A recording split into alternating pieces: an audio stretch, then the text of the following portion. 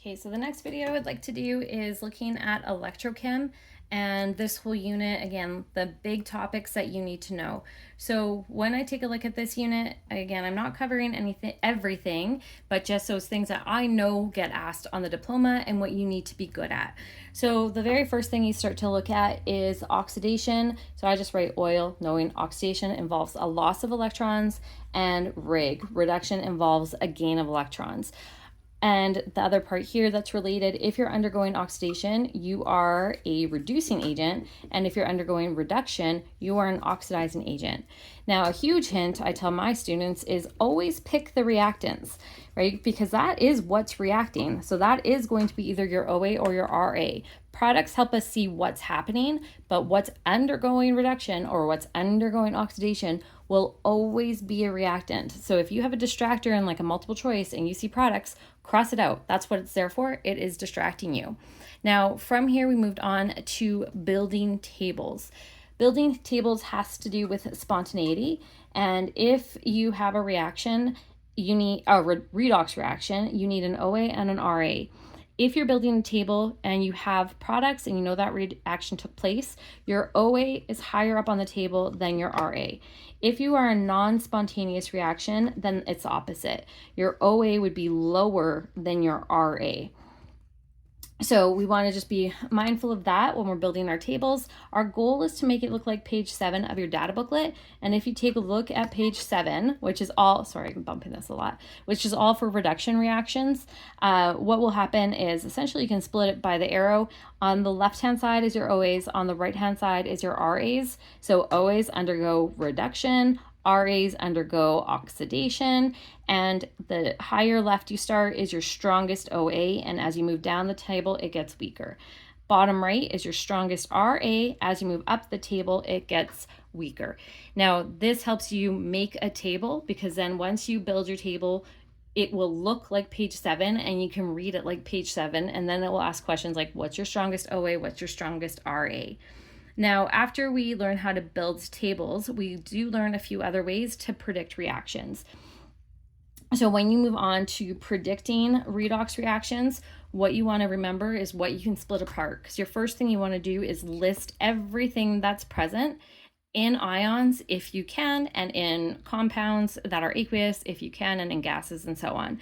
So you want to remember that ionic compounds in solution split apart. So for instance, if I had NaCl aqueous, I know that this is an ionic compound. In solution, we'd have Na ions and chlorine ions, and water would also be present. What also breaks apart are strong acids. So like HCl would have hydrogens and chlorine ions and so on. Now, once you have everything present, then you list what you have. So like OAs, RAs, and you want to pick your strongest OA and your strongest RA. So if I had what's reacting, then you would write down your reduction reaction with your strongest OA, see what you have, then your oxidation half reaction, then you would balance electrons, add your half reactions together, and you lastly want to say if it's spontaneous or not based on placement in your data booklet. So that's when you're predicting your redox reactions. The next part is balancing reactions in acidic conditions. So you need to know how to balance in acidic conditions, and that comes with a set of rules, right? So for instance, you would balance anything other than oxygen and hydrogen, and then you move on to balancing oxygen by adding in water, balance hydrogens by adding in hydrogen ions, and then balance electrons. With the electrons, your goal is not to make each side equal to 0, it's to have the same amount of electrons on each side. Now, just to note here, if you are trying older diplomas, which I always suggest, they might include basic conditions. In our Alberta curriculum, that is no longer in there. So you can do it to challenge yourself, but you will not see it. So if you're studying or cramming, skip that. Now, when we move on, the next part we start to look at is oxidation numbers. Oxidation numbers makes this unit go a little bit quicker because you can assign them. Now, oxidation numbers, one that you want to remember is oxygen is always -2 unless bonded to a peroxide, or unless it's a peroxide. So like H2O2 or Na2O2, these are the major ones you see. And in this case, oxygen would have an oxidation number of -1. The other one that you want to remember is hydrogens are +1, unless directly bonded to metal, then it's -1. And once you assign your fixed numbers, then you do the rest. The other fixed number that will come up is elements that are alone. So like oxygen gas when it's by itself, or say sodium metal by itself. These would have an oxidation number of just 0 because they're an element by itself. Now with oxidation numbers, it does, again, make things a lot faster, because you can assign your numbers and then see what's happening and view them like electrons, whether you're gaining or losing. It also leads you into balancing with oxidation numbers. And when you're balancing redox reactions, that is what you want to do. Assign your oxidation numbers, because with balancing redox reactions, it's all about the transferring of electrons. And if you don't do that and you just try and do inspection, like how you would have balanced prior to learning this, it might not work out. It could, maybe 1 in 10 times, but not always. You need to balance with those oxidation numbers and then really focus on those electrons and then balance the rest by inspection. If you're looking for more examples of this, I do have a few. If you go under on my channel under the playlist and then look at electrochem, you would find that topic and you would be able to see a few examples that way. Oxidation numbers also let you quickly see if your reaction is a redox reaction, because you should see some gaining and losing of electrons.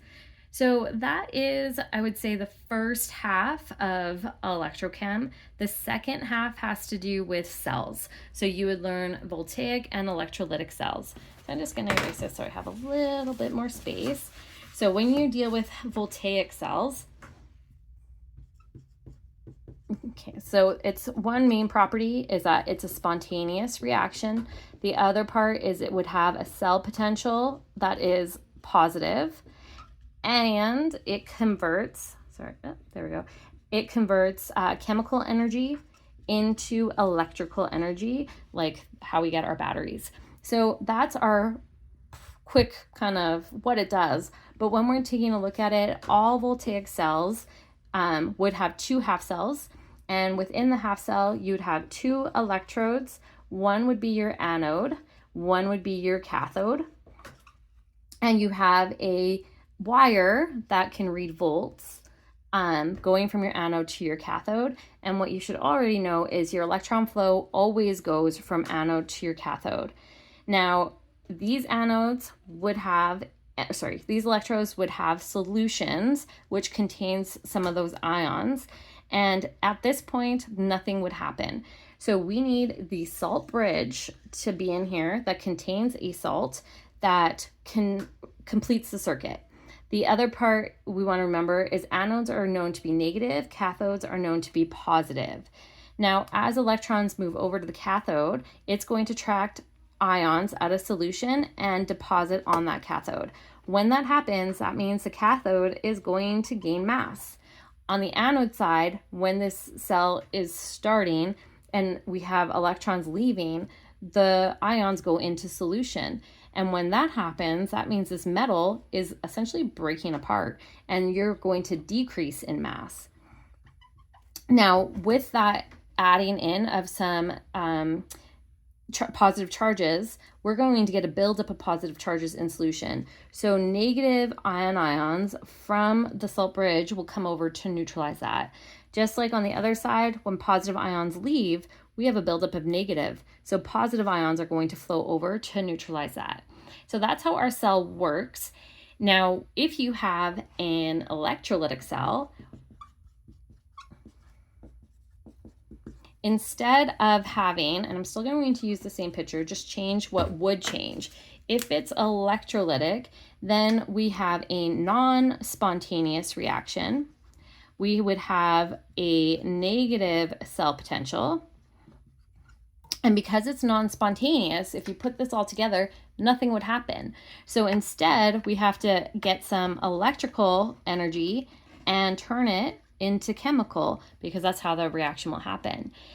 Now, the biggest change here is that instead of having the anode be negative, it will be known to go to the positive part of the terminal. The cathode goes to the negative part, but everything else works the same.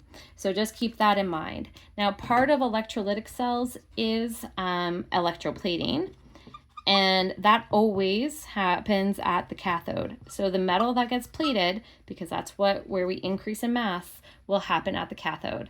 The other part that comes with this is cell stoich, where you need the half reaction of what's being plated,